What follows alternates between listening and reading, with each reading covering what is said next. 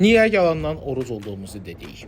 Deməli, biz bura bomba dürüm verirlər, o öz yerində. Amma ən çox, bax, bu salat var, buna görə gəlirik. Bunu inan ki, çiğ yemək olar. Məndə normalda soğan yeyəndə mədəm göynüyür. Bunu necə eləyirlərsə, qəti şəkildə nə soğan iyi hiss olunar.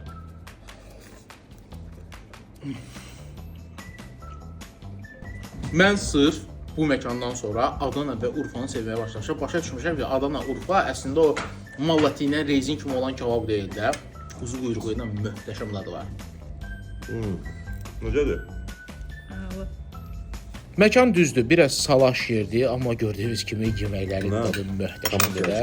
Niyə oruc olduğumu dedik? Çünki oruc olanlara sonda paxlava ilə çay ikram edilir. Məkan isə Malakanın yanında, bax, bu sentrdən üzbəüz belə arka var. Oradan içəri girirsiniz, orada yerləşir. Məkanın adı isə Dürümcü Dayıdır.